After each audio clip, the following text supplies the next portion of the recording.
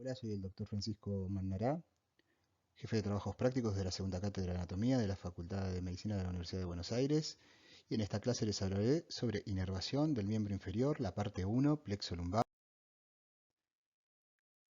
Aquí lo que podemos observar es justamente la disposición de los nervios del miembro inferior.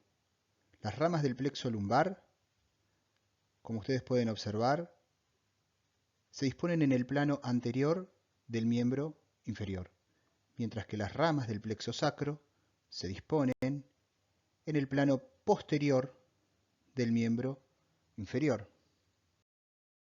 El plexo lumbar está formado por los ramos anteriores de L1 a L4 y lo vamos a diagramar en la próxima diapositiva.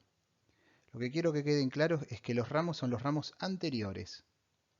Estos ramos anteriores discurren por el plano anterior de los músculos de la pared abdominal posterior. En este caso sería el músculo psoas y el músculo cuadrado de los lomos, para luego pasar al miembro inferior del lado correspondiente. El plexo lumbar, vamos a hablar más adelante, tiene ramas colaterales y ramas terminales.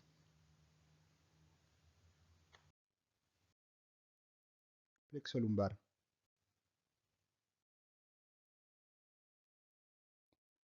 Aquí podemos observar en esta diapositiva, vamos a poner el puntero, podemos observar en esta diapositiva las vértebras del segmento tóraco-lumbosacro. En un primer momento vemos que el ramo anterior de L1 se anastomosa con el ramo anterior de T12 y da dos nervios, el nervio iliohipogástrico y el nervio ilioinguinal. Asimismo, el ramo anterior de L2 se anastomosa con un ramo anterior de L1 y va a formar al nervio génito-femoral. El ramo anterior de L3 se une con el ramo anterior de L2 y conforma el nervio cutáneo femoral lateral. Todos estos nervios, el nervio iliohipogástrico, el nervio ilioinguinal, el nervio génito-femoral y el nervio cutáneo femoral lateral, corresponden a los ramos colaterales del plexo lumbar. Si ahora observamos a la derecha de la diapositiva, vamos a encontrar que el ramo anterior de L2 junto con el ramo anterior de L3 y el ramo anterior de L4 van a formar al nervio femoral. Asimismo, el ramo anterior de L2, de L3 y de L4 conforman al nervio obturador. De esta manera, estos dos nervios son ramas terminales del plexo lumbar. Esta es una vista posterior.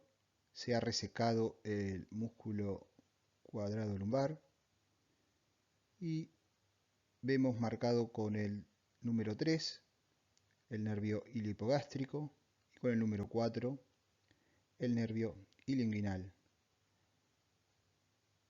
El nervio iliohipogástrico, que ya habíamos mencionado previamente, es un ramo colateral del plexo lumbar.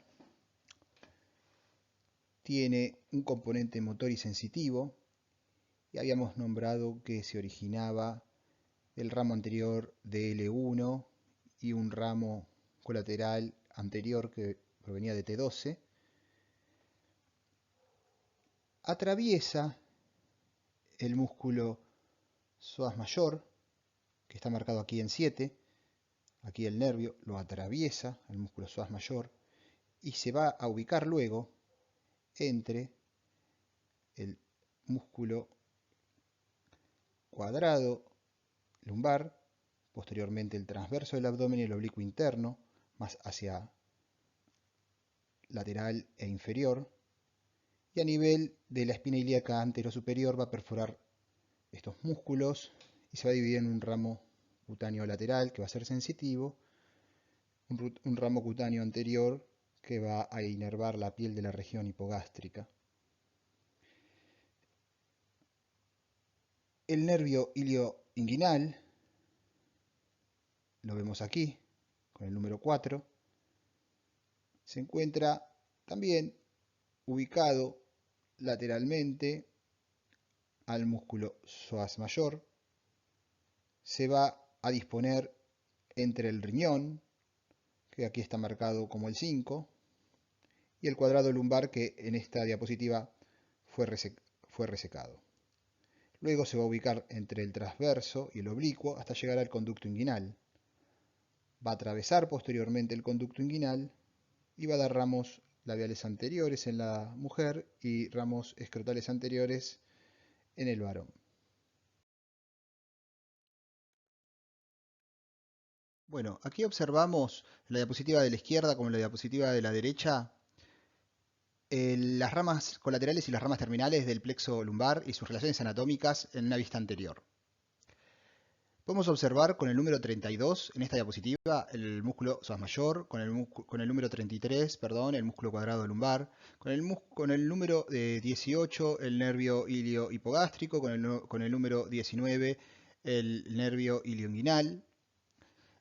Lo que quería marcar en esta diapositiva de estos nervios que ya hablé anteriormente era la relación anatómica en la cara lateral del músculo psoas, que recuerden que habíamos hablado que lo atravesaban en su aspecto lateral, luego lo atraviesan en su espesor para apoyarse sobre la cara anterior del músculo cuadrado lumbar y posteriormente se dirigen en forma, aquí se ve con el número 6 y con el número 7, en forma oblicua hacia lateral e inferior y atravesando, teniendo relaciones anatómicas con el músculo transverso y con el músculo oblicuo que se encuentran aquí cortados. Y esa sería la relación que queríamos mostrar en esta diapositiva. Se ve aquí con mucho mayor detalle el músculo cuadrado lumbar.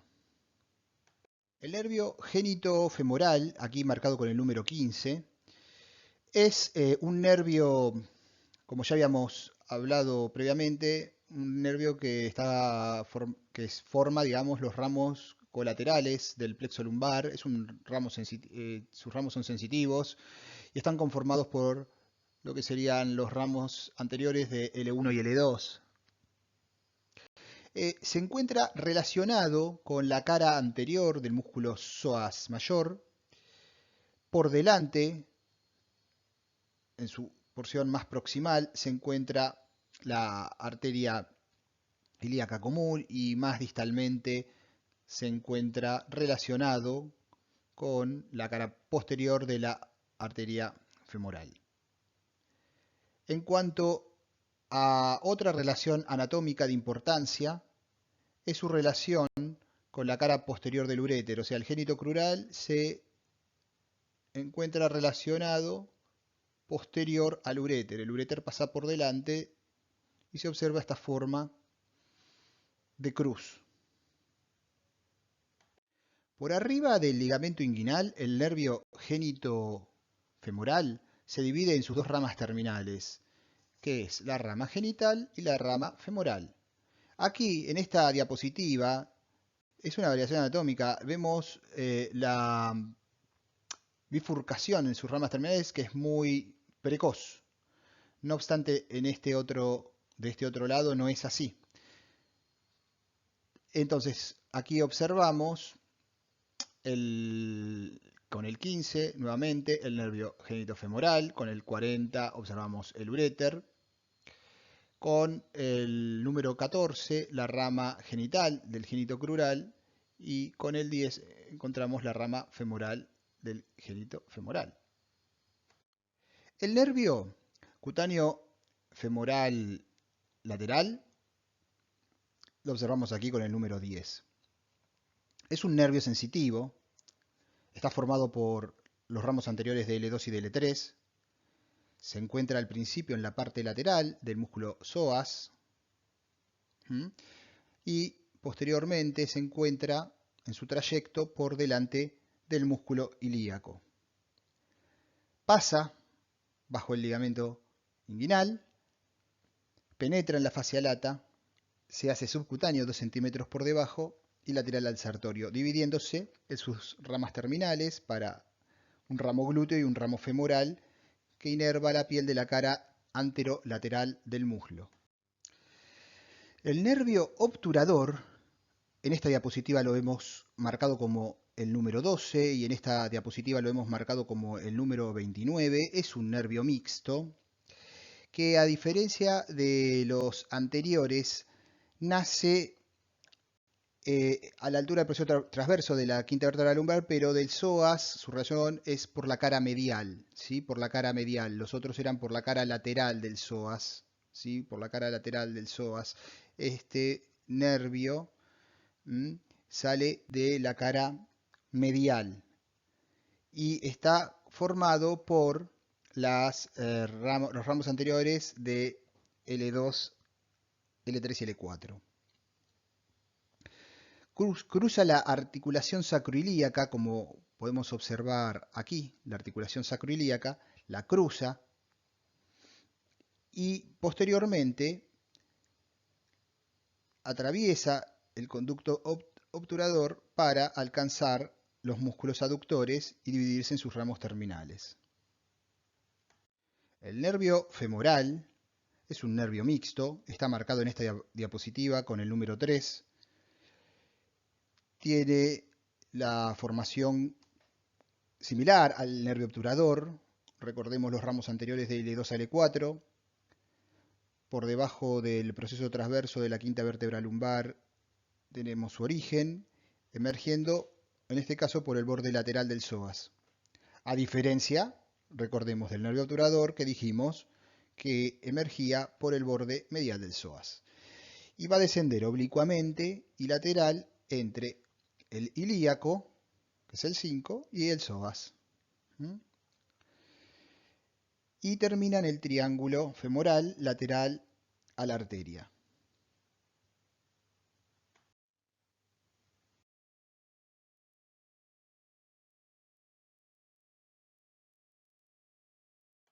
Esta diapositiva es para ver la relación anatómica del nervio femoral, que es el número 9, por debajo del ligamento inguinal, con la relación anatómica de encontrarse lateralmente a los vasos femorales.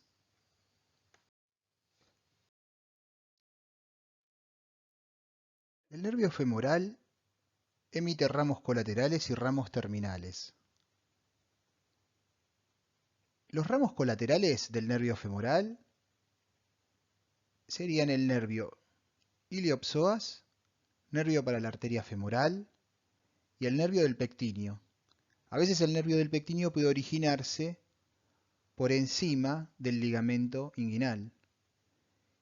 Y los ramos terminales del nervio femoral son ramos musculares para los músculos sartorio y cuádriceps femoral. Aquí podemos observar en esta figura algunos de esos ramos y sus referencias correspondientes. El nervio femoral da asimismo dos ramos cutáneos anteriores, medial y lateral.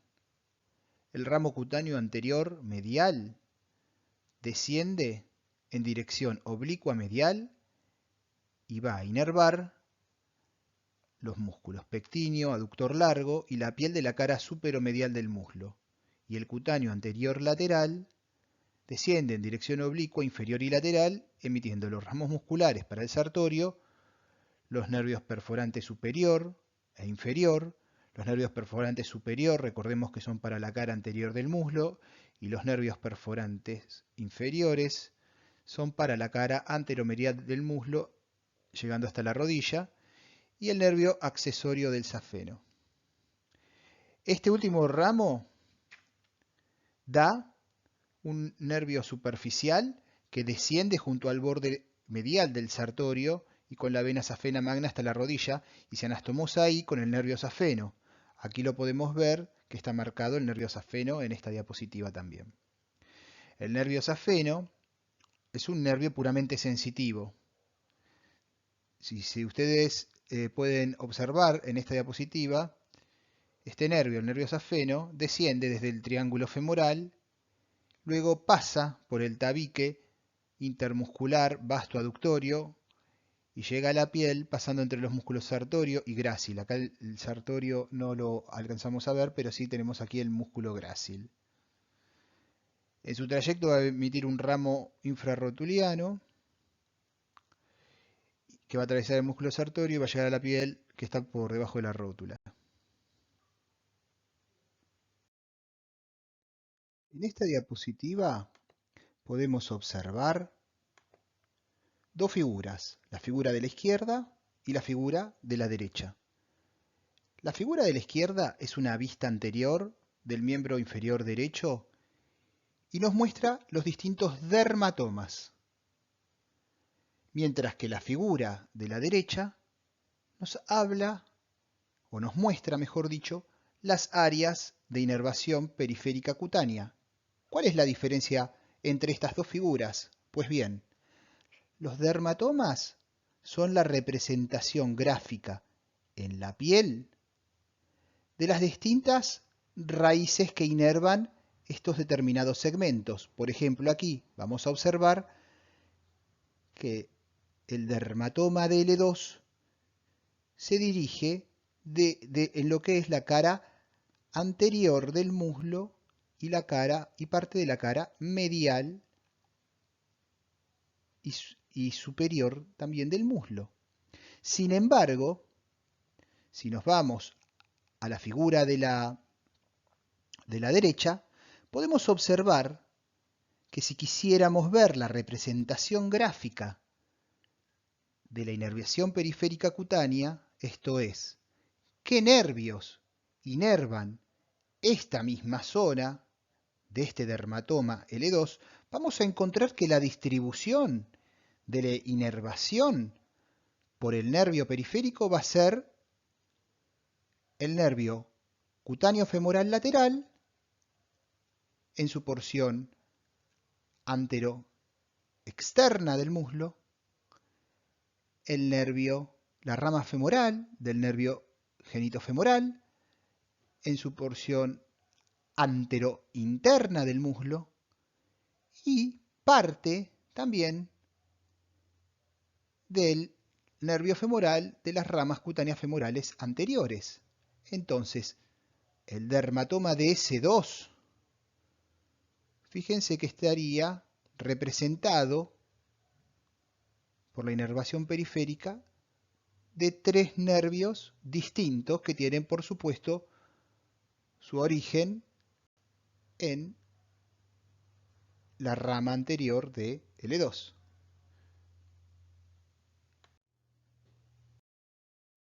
Brindaré un ejemplo de aplicación clínica sobre la temática vista en el día de la fecha. Y me pareció útil poder hablar sobre una sintomatología que se denomina meralgia parestésica. La meralgia parestésica fue descrita por primera vez en 1895 por Bernard. Por dicho motivo, muchos la conocen como el síndrome de Bernard. Es una lesión del nervio cutáneo femoral lateral y en general esta lesión se produce, su mecanismo lesional es por compresión.